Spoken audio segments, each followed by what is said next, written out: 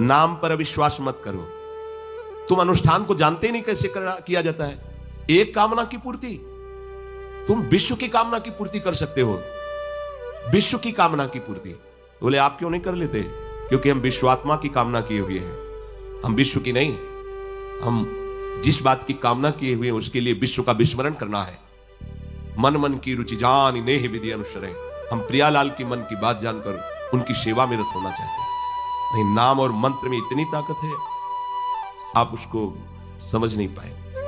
आप विचार करके देखिए, जब कोई पवित्र अनुष्ठान कोई राक्षस करता था तो बहुत पहले से ही वो मदिरा त्याग देता था, मांस खाना त्याग देता था, दूसरे की निंदा करना त्याग देता था, अपवित्रता का त्याग कर देता। परम पवित्र ऋषियों की तरह होकर वो तब अनुष्ठान करता था, यद्यपि वो जगत विनाश के लिए अनुष्ठान होता, पर उसके लिए भी पवित्रता की ऐसी आवश्यकता थी। अब आप बेविचार करो, शराब पियो, मांस खाओ, गंदे आचरण करो और बोलो हमने राधा राधा कहा लेकिन काम नहीं बना। वो बोल रहे थे कि कितना भी बड़ा संकट हो, फिर बोल रहे हैं। अगर भयानक से भयानक विपत्ति को ऐसे न नष्ट कर दे तो बता देना, कृष्णाय वासुदेवाय हरे परमात्मने प्रणतः क्लेश नाशाय गोविंदाय नमो। इसका जप करो और जब तक तुम्हारा काम पूरा ना हो जाए ब्रह्मचर्य से रहो, झूठ मत बोलना, मदिरा मत पीना, मांस मत खाना, और ना काम हो जाए तो हमें बताना कि भारी से भारी विपत्ति का नाश करके भगवान श्री कृष्ण का आश्रय उसे ऊंचे उठा देगा, इस जगत की धरा से उठा देगा। विश्वास में आप मदिरा पियो, मांस खाओ, बेविचार करो, सोचो 1,00,000 2,00,000 महात्मा को दे देंगे, हमारी कामना पूर्ति हो जाएगी। बिल्कुल भूल में मत रहना। आपको संशय होता है नाम पे, संशय होता है मंत्रों पे, संशय होता है शास्त्र के विधान पर। आप चलते हो शास्त्र विधान से? कहां चलते हो? अरे हम जब कह रहे कोई राक्षस भी अनुष्ठान करता था तो वो इन नियमों का पालन करता था। इतना अनुष्ठान में कि मेघनाथ को पैरों से मार रहे हैं बंदर भालू, पर ना मंत्र छोड़ रहा है, ना हिल रहा है, ना उनकी तरफ देख रहा है। इतना सहनशील होना चाहिए अनुष्ठान के लिए। किसी कामना की पूर्ति के लिए सांगोपांग अनुष्ठान करो, भला कामना की पूर्ति ना हो जाए? नहीं, आप शास्त्रों में पढ़ के देखो, संतान उत्पत्ति के लिए कैसे व्रत, पयोव्रत का कैसे अनुष्ठान किया, पवित्र रह करके इतनी इतनी मात्रा में ये आहार लेना है। इस मंत्र का जब भगवान गर्भ में आ गए, क्या चाहिए तुम्हें? भारी से भारी विपत्ति को दूर करने के लिए आर्त भाव से पुकारो भगवान को। तुम्हें धनी बनना है, अनुष्ठान कीजिए। हम कह रहे किसी विशेष मंत्र आदि की तरफ ना बढ़िए, बोलिए राधा राधा। क्या चाहिए आपको? कृष्ण कृष्ण बोलिए। सब मंत्रों का सार है नाम में, आप बोलिए तो नाम। पवित्र होइए, गंदे आचरण छोड़िए। क्या चाहिए आपको? भगवान का नाम जहां गूंजता है वहां ऐश्वर्य अपने आप चरणों में लौटता है।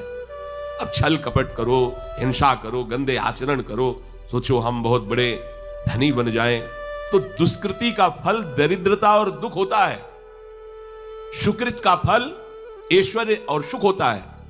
अब लगाओ तुम कांटेदार वृक्ष और चाहो कि हमको रसीला फल प्राप्त हो, तो इसे मूर्खता ही कहते हैं। फिर दोष देता है काल, कर्म, ईश्वर को, शास्त्रों को, मंत्रों। अरे कुछ नहीं, नाम मंत्र में जरा सी भी अनुष्ठान में त्रुटि हो जाए तो उसका फल बदल जाता है। आप कहां अनुष्ठान कर रहे हैं? कौन सा अनुष्ठान कर रहे हैं? सबसे पहला नियम अनुष्ठान का होता है पवित्र आचरण, ब्रह्मचर्य, सत्यवाद, पवित्र भोजन, संयम से। कोई भी अनुष्ठान कर, किसी भी विषय का अनुष्ठान करके देखो, अभी हो जाएगा। ये तो हमसे नहीं होगा, तो फिर आप बड़ी बड़ी कामनाएं करते हो, हवा में कामनाएं पूर्ण हो जाएंगी। किसी की भी काम, किसी का भी महाबली या तेजस्वी पुत्र पैदा हुआ, उसको देखो कैसे रहा है, उसके माता पिता कैसे आचरण किया है। 10,000 वर्ष तक भगवान श्री हरि में मन लगाकर निरंतर मंत्र जपने पर कश्यप और विंता जी ने भगवान गरुण जी को प्रकट किया। भगवान गरुण जी श्री हरि के वाहन, प्रथम पुत्र अरुण जी जो सूर्य के सामने बैठे हुए हैं, सारथी बने 10,000 वर्ष। करदम जी भारी तपस्या करके पत्नी प्राप्त कर रहे हैं, तो भगवान स्वयं कपिल देव जी के रूप में अवतार ले रहे हैं। बिना भजन के, बिना पवित्रता के, बस कामनाओं की पूर्ति, हवा में कामनाओं की पूर्ति हो जाएगी। मनमानी आचरण, कुछ नींबू काट दो, उसमें सिंदूर रख दो, या कलावा बांध दो, या अंगूठी बांध लो, या जंतुर मंत्र बांध लो, भस्म, इनसे कुछ होगा? कुछ नहीं होगा।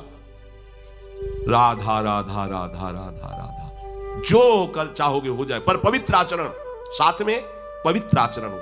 एक किसान भी अन्न बोता है तो खेती को तैयार करता है। आपको अपने हृदय की भूमि तैयार करनी होगी। कामना पूर्ति के लिए ऐसे थोड़ी चला जाता है। देखो ना, ऐसे एक चपत लगा दी सुरुचि ने, क्योंकि उसकी रुचि के खिलाफ हुआ। वो पिता की गोद में बैठना चाहते थे। क्षत्रिय बालक माता के पास गए, उनका नाम सुनीति है।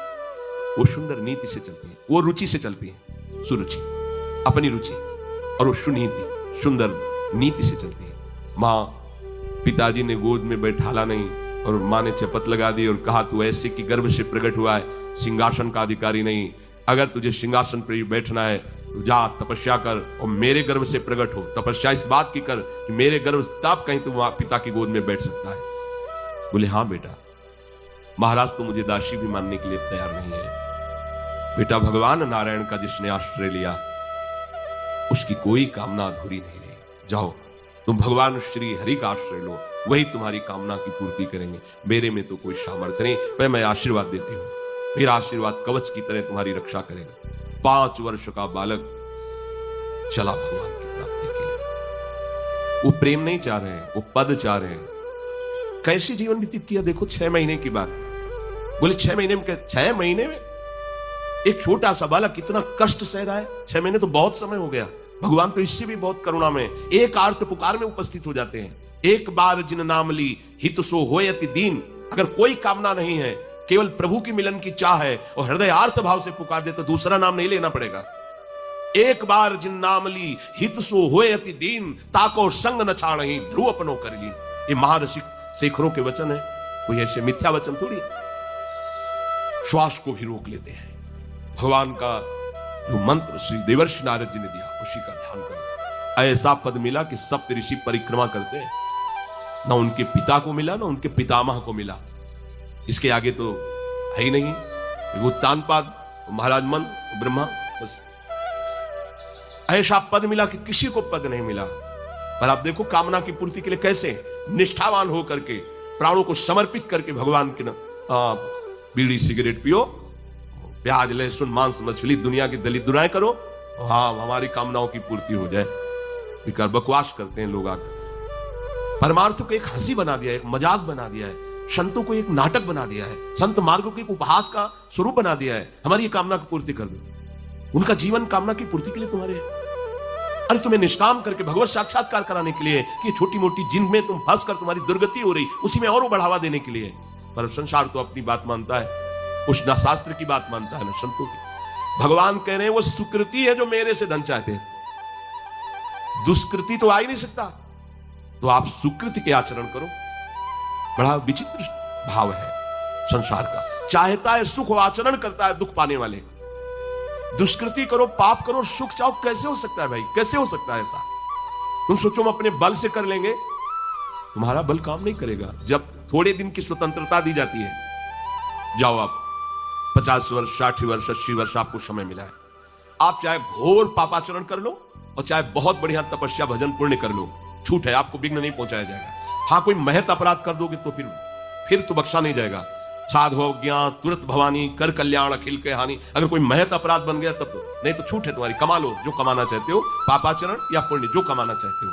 तो आपको लगता है कि आदमी बड़ा सुखी दिखाई दे रहा है, बेईमानी करता है, पापाचरण करता है, छूट दी गई है भगवान की तरफ से। ये कर्म भूमि है, तुम कर्म कर सकते हो, अच्छे या बुरे दोनों की छूट है। तुम भगवान का भजन करके नारायण बन सकते हो, नारायण स्वरूप में स्थित हो सकते हो। तुम गंदे आचरण करके भूत प्रेत बन सकते हो, सुअर कुत्ता बन सकते हो, और भी नीची योनियों में जा सकते हो। तुम स्वतंत्र हो, इस समय जो चाहो कर सकते हो। ये हर योनि को छूट नहीं, केवल मनुष्य योनि को छूट है। और तो सब अपने विवश होकर कर्मों को भोगना ही पड़ेगा, चाहे वो देवता क्यों ना हो। सावधान हो जाओ, भगवान ने छूट दे दी। ये यहां नहीं कह रहे कि तुम निष्काम ही होकर हमारी शरण में आओ। बड़े कृपाल जगत पिता है ना, वो कह रहे हैं कि आर्तो जिज्ञासुरर्थार्थी ज्ञानी चो भरतर्षभ।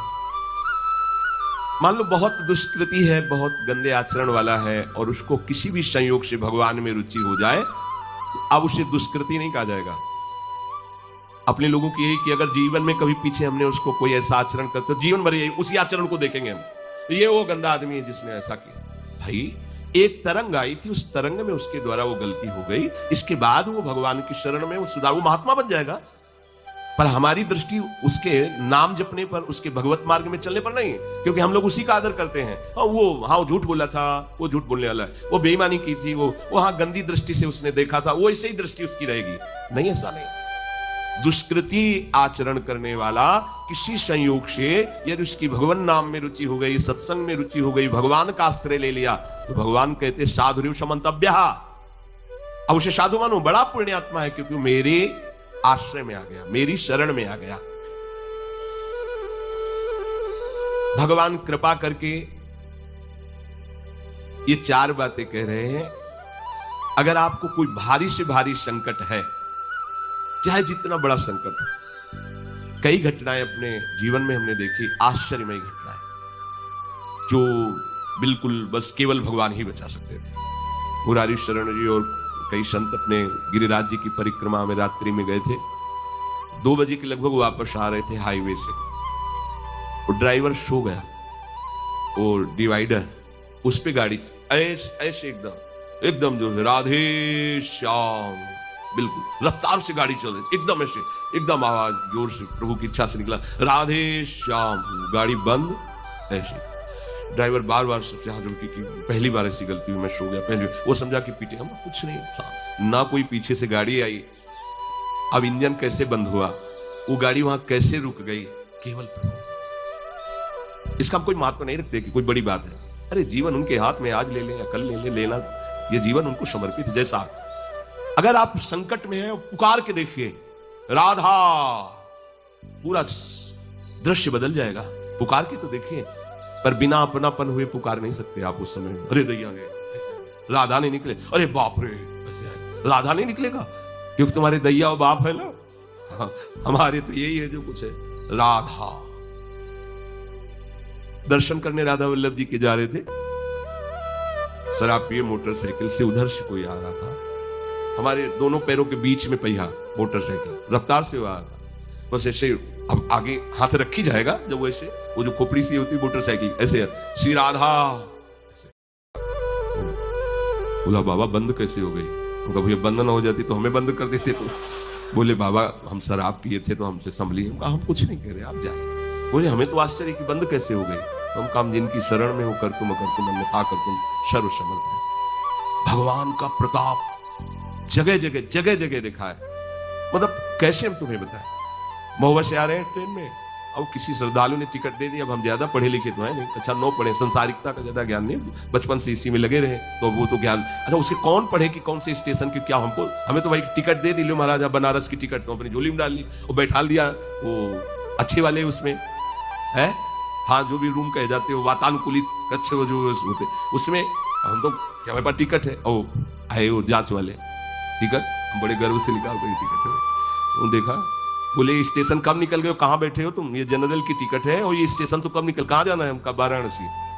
बोले तुम्हारे पास टिकट तो है नहीं। और अब पावर होता है जब, तो फिर उसमें हमारी और नई अवस्था उस समय थी 24-28 के बीच की जो अवस्था, वो कुछ बोलने, अभद्र शब्द बोलने वाले, खड़े हो चलो हमारे साथ बोलने। ऊपर एक आदमी ले नीचे उतरा, अंग्रेजी से उनसे बात की, इतनी बड़ी कागज में टिकट बनवाई, हमें दी, पैसा दिया और कहा शराब दिया।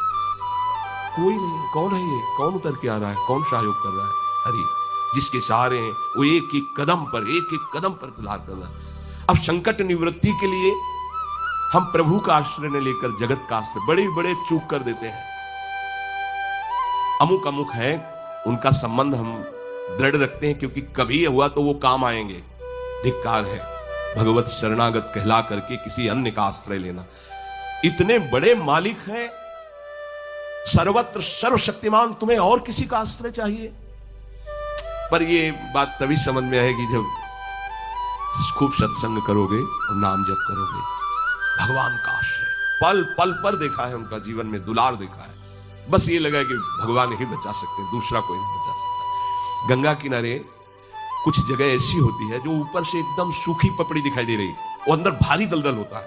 हम लोग अपनी मस्ती में चले जा रहे हैं, पीछे से आवाज, ए बाबा रुकना, वो कदम रुकिए। वो दौड़ के आया, बोले बाबा आपको पता है ये यहाँ से देखो आधा किलोमीटर तक दलदल है, फंस जाओगे तो वहीं खड़े खड़े मर जाओगे, कोई निकालने वाला नहीं। ऊपर से सूखी पपड़ी, नीचे पग पग पर प्रभु को देखा है।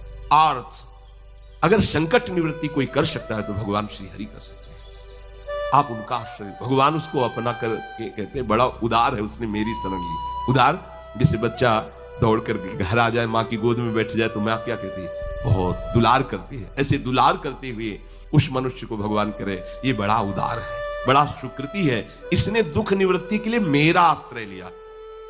अगर सत्संग सुनकर तुम्हें थोड़ा भी भाव आ रहा हो तो किसी भी विपत्ति में किसी का सहारा मत लेना, एकमात्र प्रभु का भरोसा रखना। अगर विपत्ति संपत्ति में न बदल जाए तो हमें बताना, और अगर किसी का सहारा लिया तो बनती हुई बात बिगड़ती चली जाएगी, ये पक्का समझ लेना। आपको लगेगा कि उनका फोन नंबर कर दें तो एक फोन में सारी बात संभल जाएगी, नहीं भाई, ये लोकवत थोड़ा संभलता नजर आएगा, लेकिन वो बात बिगड़ जाएगी जिससे सारी बात बननी नहीं। बने तो रघुबर ते बने, और बिगड़े तो भरपूर, बिगड़ जाने दो।